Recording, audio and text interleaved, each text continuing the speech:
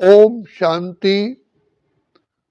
भाग्य विधाता भगवान बिगड़ी को बनाने वाले आत्माओं को सदा काल के लिए सुख शांति और खुशी की संपत्ति देने वाले पिता परमात्मा केवल इसी संगम युग पर ही कलयुग के अंत और सतयुग की आदि के समय आते हैं। भाग्य विधाता पिता परमात्मा हमें भाग्य जगाने की, भाग्य बनाने की कलम हमारे हाथ में देते हैं, वो है ज्ञान और योग। तो भक्ति मार्ग में भी कहा जाता है, सिमर सिमर सुख पाओ, कल कलेश मिटे सब तन के, जीवन मुक्ति पद पाओ। तो यहाँ शिव बाबा कहते हैं, बच्चे जितना प्यारे प्यारे प्यारे प्यारे अति प्यारे अति मीठे बाप की याद में रहोगे, इसी योग अग्नि से, इसी प्यार की लगन की अग्नि से तुम्हारे पाप नाश हो जाते हैं। तो इसलिए कहा, मन मना भव, अपने को आत्मा समझ, अपने मीठे मीठे मीठे मीठे प्यारे बाप को बड़े दिल व जान सिकवा प्रेम से याद करो, तो जन्म जन्म के लिए तुम्हारी बुद्धि का ताला खुल जाएगा। भाग्य विधाता से हम कहते आए, हे प्रभु हमारी बुद्धि का ताला खोलो, हमें सुमत दो, हम मानवता भूल चुके हैं, प्रेम की पहचान दो। तो पिता परमात्मा आकर के अपना बुद्धि का ताला खोलने के लिए कहते हैं, मुझ बाप को प्यार से याद करो। शिव से योग लगा, सारे रोग मिटा। बच्चे, मैं जन्म जन्म की तुम्हारी भूख प्यास मिटाने के लिए आया हूँ, इसलिए केवल यही समय ही कल्याणकारी समय है जबकि मुझ पिता परमात्मा का इस सृष्टि पर अवतरण होता है। क्योंकि मैं एक ही बार आता हूँ और एक बार आकर के सारे सृष्टि का सदा के लिए कल्याण करके जाता हूँ। और वो समय है जब सारी सृष्टि ही तमो प्रधान बन जाती है, घोर अज्ञानता का अंधकार होता है। मनुष्य स्वयं को, अपने पिता को, अपने घर को, अपने स्वधर्म को, अपने लक्ष्य को, लक्षणों को, श्रेष्ठ कर्मों को बिल्कुल ही भूल जाते हैं। इसको अंधकार कहा जाता है। अब मैं आकर के तुम बच्चों की ज्योति जगाता हूँ, अर्थात तुम्हें समझ देता हूँ। समझ को ही लाइट कहा जाता है। इसलिए बाबा कहते हैं, बच्चे ये ज्ञान का जो खजाना है, यही सारे खजानों का स्रोत है। ज्ञान खजाने से ही सुख का, आनंद का, शांति का, प्रेम का, खुशी का, पवित्रता का, शक्तियों का खजाना प्राप्त होता है।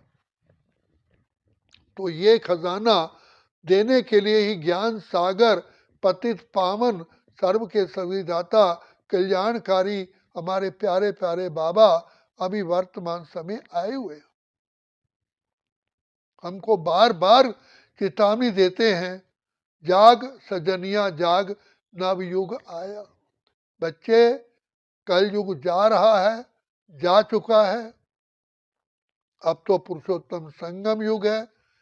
ये भाग्य बनाने का सबसे हीरे तुल्य चांस है, फिर ऐसा चांस कभी नहीं मिलेगा, अभी नहीं तो कभी नहीं। इसलिए बाबा महामंत्र देते हैं, बच्चे मीठे मीठे बाप को याद करके सर्व खजानों का की चाबी मेरे से ले लो। तो यही खजानों के चाबी है। भाग्य विधाता भगवान कोई कठिन रास्ता नहीं बताते हैं। संसार में रहते हुए कमल फूल समान जीवन व्यतीत करते लिए करे अपनी जीवन बनाओ, जिसका साक्षात प्रमाण हमारे पिता श्री ब्रह्मा रहे। ब्रह्मा बाबा ने सारा यज्ञ संभालते हुए, सब बच्चों की पालना करते हुए, सबको संतुष्ट करते हुए, सर्व आत्माओं की सेवा करते हुए अपने कर्म योगी बन करके पिता परमात्मा की याद में रह करके ही सफल हुए और कलयुगी पर्वत को सतयुगी सत्व प्रधान बनाया। तो जैसे किसी व्यक्ति को कहते हैं कि भाई ये काम करो, तो कहता है भाई ये तो मेरे बस की बात नहीं है, ये तो पर्वत का जैसा कार्य है। लेकिन पिता श्री ब्रह्मा ने वो हंसते हुए बड़े खुशी से इसको स्वीकार किया और शिव बाबा का अति स्नेही, अति लाडला, फर्स्ट नंबर का प्रिंस बना, जो श्री कृष्ण का पद पाया। जिस श्री कृष्ण की आज सारी दुनिया इतनी रिगार्ड रखती है, जिसको लॉर्ड कृष्णा कहते हैं, कोई गॉड कृष्णा कहते हैं। और यही कहा जाता है कि सारी सृष्टि की प्रलय हुई और श्री कृष्ण अंगूठा चूसते हुए पीपल के पत्ते पर आया। तो वास्तव में श्री कृष्ण की आत्मा ही सतयुग का, नई सृष्टि का द्वार खोलती है। तो वो आत्मा के अकेली तो नहीं होती, उनके साथ सारा परिवार जो पूर्व जन्म में ब्रह्मा के बच्चे ब्रह्मा कुमार ब्रह्मा कुमारियां हैं, वो ज्ञानी और योगी बन के ज्ञान और योग के बल से तपस्या करके इतना ऊंच पद पाते हैं और कमल फूल समान संसार में रहते हुए अपनी जीवन व्यतीत करते हुए इस राजाई पद को प्राप्त करते हैं। तो भाग्य विधाता सर्व आत्माओं को, चाहे वो किसी जाति की हो, किसी धर्म की हो, किसी भाषा की हो, किसी देश की हो, किसी रंग की हो, सबको खुले दिल से अपने बच्चों को, आत्माओं को ज्ञान देते हैं। लेकिन ज्ञान प्राप्त करने वाली आत्माएं अपने आप ही ज्ञान को धारण करती हैं। तो इसलिए कहा गया जीव आत्मा अपना मित्र अपना शत्रु है। तो भाग्य विधाता भगवान तो सारी सृष्टि का पिता है, जैसे सूर्य चंद्रमा सारी सृष्टि के लिए है, ऐसे शिव बाबा भी सारी सृष्टि के पिता है।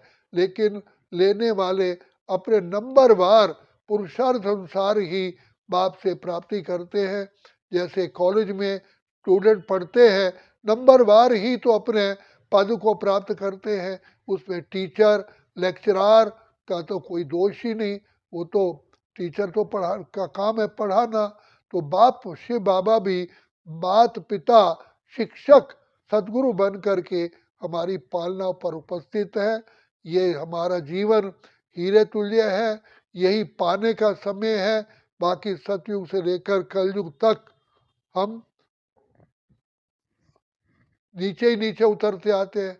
इसी समय पिता परमात्मा आकर के हमें ज्ञान और योग की लिफ्ट देते हैं, जिससे हम महान से महान, श्रेष्ठ से श्रेष्ठ, ऊंच से ऊंच आत्माएं बनती है। अभी बनने का समय है, पिता परमात्मा से झोली भरने का यही समय है। इसलिए केवल शिव परमात्मा को ही कल्याणकारी कहते हैं, झोली भरने वाला कहते हैं, क्योंकि पिता परमात्मा सदा ही कल्याणकारी है, इसलिए उनका नाम शिव है। तो शिव पिता आए हैं हमारी जोत जगाने के लिए। आया है शिव ईश्वर राह दिखाने के लिए, कलयुग वाली दुनिया स्वर्ग बनाने के लिए।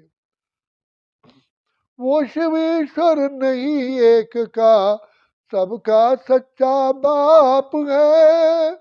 अपना अपनी रचना का वो भेद बताता आप है। आया ज्योति सागर ज्योति जगाने के लिए, कलयुग वाली दुनिया स्वर्ग बनाने के लिए।